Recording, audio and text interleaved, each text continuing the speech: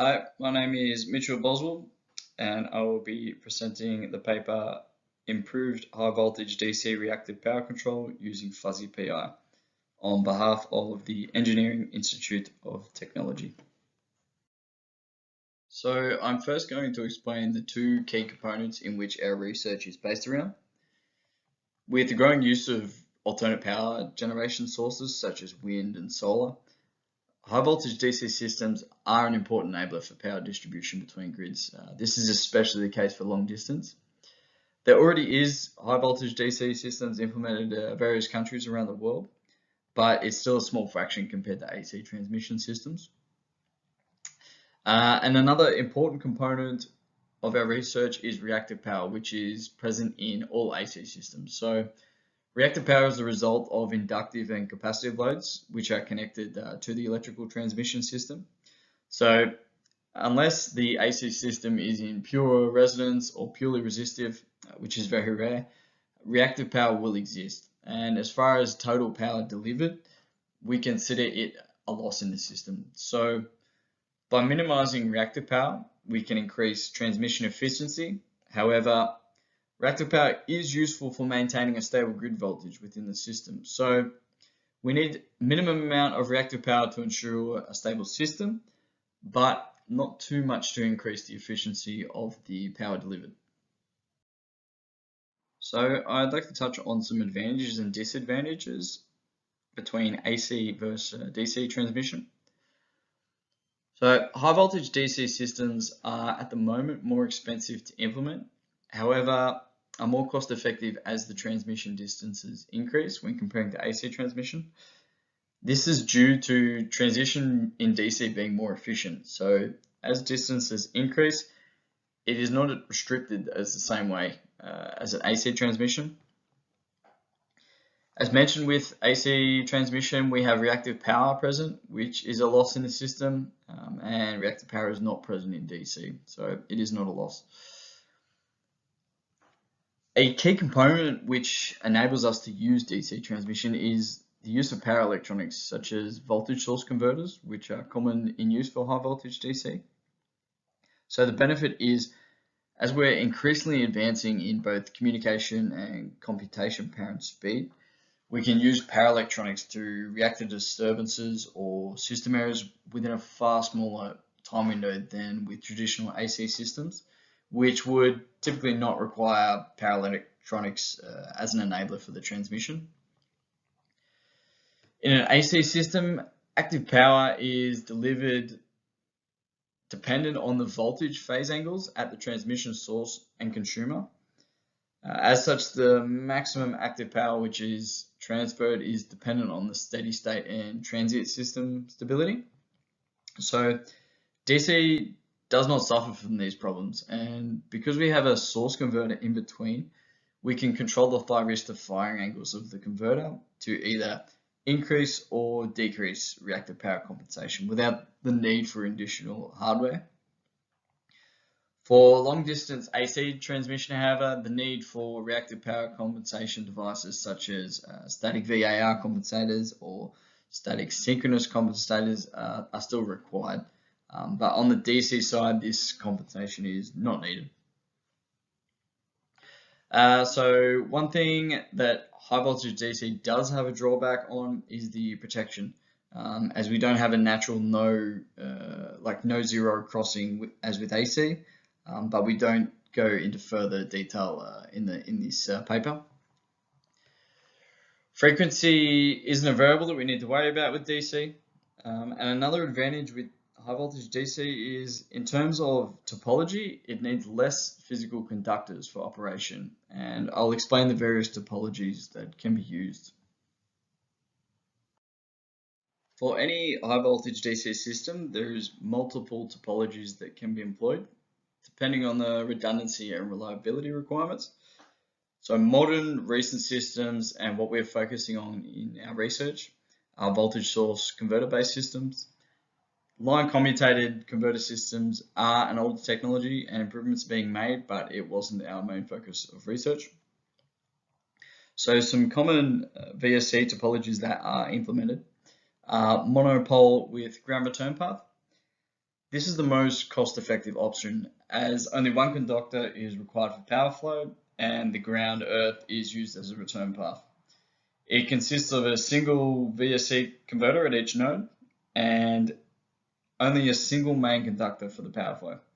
So there's no redundancy in this scheme. If the main conductor incurs a fault, then no power can be transmitted.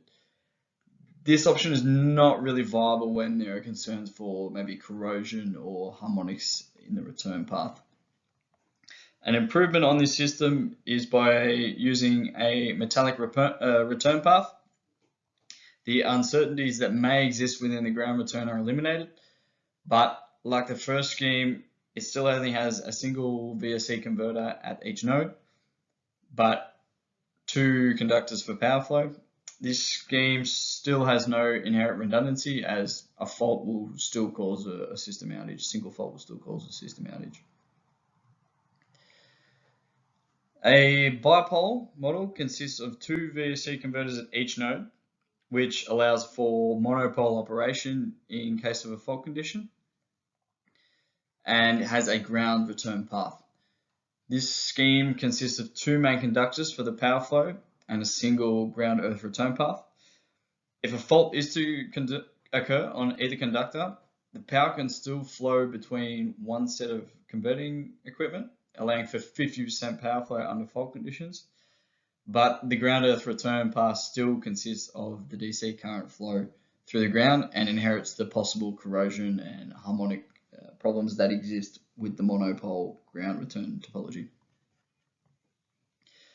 So the most costly topology is the bipole with metallic return path.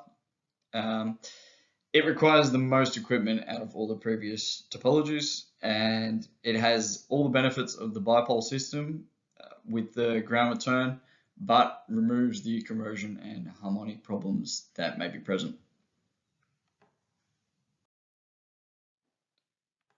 So some advanced strategies that we already use to control reactive power in HVDC AC transmission are static VAR compensators, which is a thyristor-controlled reactor and capacitor, which is connected through the transmission lines and is used for dynamic reactive power compensation to solve problems such as low power factor, high harmonics, and voltage stability.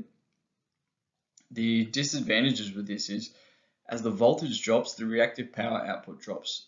This is in a relationship that's square to the voltage. Another disadvantage is because this consists of IGBTs connected directly to the bus, it also creates further harmonics in the system.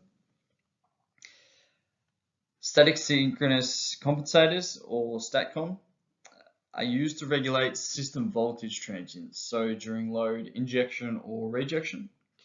And they do this by absorbing or generating reactive power. So it contains a voltage bridge whereby a capacitor is connected in parallel to the supply, and a current bridge which connects an inductance parallel. There are 2 main ways for SATCOMs to improve power quality. So they improve power factor, and the other is they improve grid voltage. STATCOM is an effective way of controlling reactive power and getting the benefits of both low voltage and reactive power control and improving grid strength. It has performance equal to or slightly better than the static VAR compensators in improving voltage fault recovery, and has a slightly better performance in suppressing temporary overvoltage. So both the SVC and STATCOM can increase the capabilities of the high voltage DC system to resist commutation faults, but the difference between the 2 options is not greatly significant. Another type is a dynamic VAR, which is a type of SATCOM. It detects voltage disturbances and instantly compensates by injecting a leading or lagging reactive power to part of the grid which the DVAR is connected. So it is suitable for long transmission lines where DVAR can be installed at the connection point between the DC and AC grid to provide voltage stability. So the problem we're trying to address in this paper is due to the requirements of the converting equipment needed for high voltage DC, can we adopt a control strategy which optimizes system stability and dampens the effects of disturbances during fault periods by controlling only the reactive power? As electrical grids loads vary over time, the need for high dynamic response is necessary. And one of the most common methods of control in industry today is the PID controller. And using a standard PI controller can also provide great dynamic response, not only during normal conditions, but fault conditions as well. In previous research, we saw for three-phase fault conditions, PI controller using an optimization method can increase response and settling times, with some of the best optimization methods including gravitational search algorithms and the sine-cosine algorithm. The gravitational search algorithm providing a much lower settling time than the sine-cosine algorithm. However, the sine-cosine method providing faster response times when responding to a three-phase fault. Fuzzy logic was another control strategy that had been implemented for reactive power control and designed with a few advantages when compared to other controllers, one of which is the use of fuzzy sets. So each variable defined within a fuzzy set will have its own weighting, which helps the controller determine how it should best adjust the process variable. And also results were seen in active and reactive power recovery, but these papers highlighted little on the voltage recovery and stability, which we will focus on. So by combining the fast response nature of the PI controller with the robust capabilities of the fuzzy logic controller, we gain better control during disturbances and fault conditions. So this shows there is an advantage gain in combining fuzzy logic optimization to a standard PI controller, which can lead to increased fault clearing times with quick recovery, which is important because large settling times can cause grid instabilities. So we wanted to use an existing model which had been developed, cited, and provided as much real-world detail as possible to base our results on. So we decided to utilize the work of Silvano Casoria, which is a model of a monopole HVDC system. And you can find this model from the MathWorks website. So it's available as an open source download for anyone, so anyone can download it and see the results of the model. So the model consists of a 230 kV AC source and consumer, and then it utilizes a 75 kilometer DC transmission link. It has two VSC converters to link the AC and the DC together, and both the converters have separate controllers, so there is no link between the controllers. They work independently of each other. And what we did during our simulation, we perform a three-phase and ground bolted fault on the AC consumer side, and this fault has a clearing time of 130 milliseconds. Both inverter stations contain a reactive power controller, which is an outer loop controller, that gives a reference to the inner loop controller, which is a current reference, and the output of that controller is a PWM, which is then sent as a signal for the thyristors. Both the inner and the outer loops consisted of a PI controller, so they both had static tune variables which were determined before the simulation of the model. In our strategy, we incorporate the fuzzy logic controller, which will calculate our optimal gain values, the KEP and KI, or proportional and integral values, and it uses the sum of the reactive power reference and the measured reactive power as a feedback for the input to the fuzzy logic. To explain a bit on what fuzzy logic is, it's a form of multivariable control where human language and intuition is used in order to produce outputs based on a determined set of rules which are determined previously. So no modeling is needed to create a fuzzy logic controller. So it's ideal for handling partial truth or when you need to translate human language into control action. So fuzzy really excels when you need to cover gray areas or can't always give a true or false output.